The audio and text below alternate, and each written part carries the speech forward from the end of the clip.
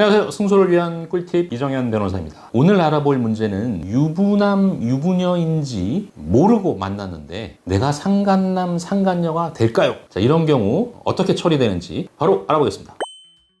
이런 경우 왜 생기느냐. 첫 번째 경우, 만날 때 전혀 몰랐던 경우가 있습니다. 정말 몰랐어요. 유부남, 유부녀인지 정말 몰랐다. 이런 경우는 상간남, 상간녀 소송이 들어와도 이길 수가 있죠. 그러니까 상대방의 청구를 기각시킬 수 있습니다. 그러니까 상간남, 상간녀 소송이 성립해서 돈을 물어주려면 내가 유부남, 유부녀인 걸 알고 만났어야 내 잘못이 인정되는 거거든요. 정말 몰랐어? 그 몰랐다면 그 특유의 반응이 있거든요. 예를 들어 소장을 받았을 때 깜짝 놀라서 내가 만나던 사람에게 막 확인을 구하죠. 통화는 말할 것도 없고 뭐 카톡, 문자 보내서 이게 무슨 일이냐, 나는 결혼까지 생각했는데 이게 무슨 일이냐. 그러면은 그 만났던 상대방이 설명을 하잖아요. 아, 내가 사실은 가정이 있는 사람이었다. 난 결혼했다. 기혼자다. 정말 몰랐던 경우는 이런 흔적이 남아야 되는 거고요. 그리고 또 그동안 만나왔던 궤적을 쫓아가다 보면 카톡, 문자에 혼인을 하지 않은 남녀들 간의 대화라는 게 있어야 되는 거죠. 뭐 결혼에 대해서 어떻게 생각하냐, 그다음에 언제쯤 당신은 뭐 결혼할 생각이냐. 꼭 내가 결혼을 전제로 만나지 않는다고 해도 그렇게 둘이 만날 때 미혼 남성, 미혼 여성이 만난다면 발생할 수 있는 대화들이 있어야 되는 거죠. 그런 것들도 없이 그냥 나는 유부녀, 유부남인지 몰랐다. 원고인 네가 입증을 해봐라. 이런 식으로 싸운다고 해서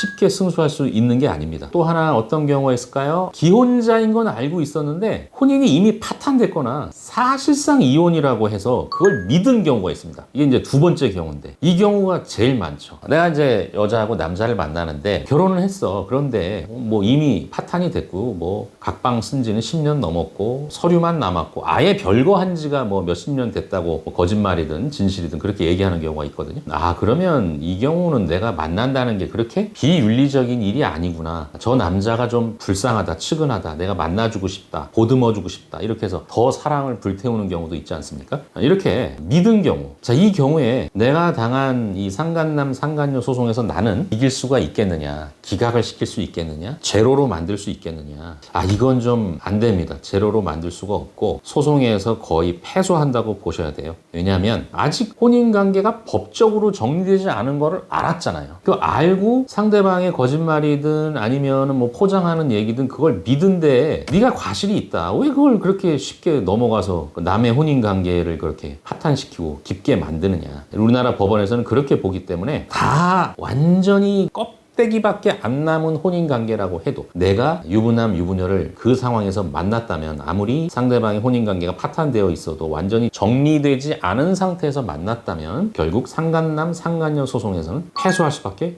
없습니다. 자, 유부남, 유부녀임을 모르고 만난 경우 아예 관심이 없는 경우가 있어요. 보통 유흥업소에서 만남이 발생한 경우, 최초 만남은 유흥업소 또는 성매매업소에서 만난 남녀, 그 관계가 그 업소에서 끝난 경우도 있어요. 바로 한 번에. 그런 경우에도 어떻게 흔적들이 남고 자료가 남아서 성매매업소를 이용한 그 손님의 아내가 나한테 소송을 거는 경우 나는 어떻게 될까? 또 어떤 경우가 있느냐? 첫 번째 성매매로 끝나지 않고 내가 이 손님을 인연을 맺어서 업소 외에서도 꾸준히 만나고 남녀관계를 형성하긴 했는데 정말 이 사람이 나는 혼인관계가 있는지 없는지 관심이 없어. 나는 뭐 적절한 내 수고료를 받고 그냥 뭐 놀아줬을 뿐이야. 뭐 이런 이제 관념이죠. 그러니까 전혀 남녀관계 애정을 가지고 만나질 않았기 때문에 내가 무슨 상간녀, 상간남이냐 뭐 이런 주장을 하는 경우입니다. 자, 이렇게 유흥업소나 성매매에 의해서 기혼자와 성관계를 가지거나 데이트를 한 경우 어떻게 되느냐. 대부분 상간소송에서 패소하게 됩니다. 왜냐하면 유흥업소에서 한번 만나서 앞으로 계속 만난 경우는 그 경우는 뭐 진정한 어떤 상간남, 상간녀라고 봐야 되겠죠. 서로 만남 과정에서 이제 남자가 쉬쉬하잖아요. 유흥업소에서 만난 여성이기 때문에 자기 가정 일을 쉬쉬한다는 거 다 알게 되거든요. 그러다 보니까 자연스럽게 상간남, 상간녀로 인정이 돼서 소송에서 패소하게 되고 유흥업소에서 한 번 만났는데 그냥 손님이었는데 근데 그게 성관계였어? 내가 그 아내로부터 상간녀 손해배상 청구 당하느냐? 당합니다. 간혹 드물게 상간녀, 상간남 소송을 그 유흥업소 종사자를 상대로 소송을 청구하는 경우가 있고 승소하는 경우가 더 많다고 보시면 되겠습니다.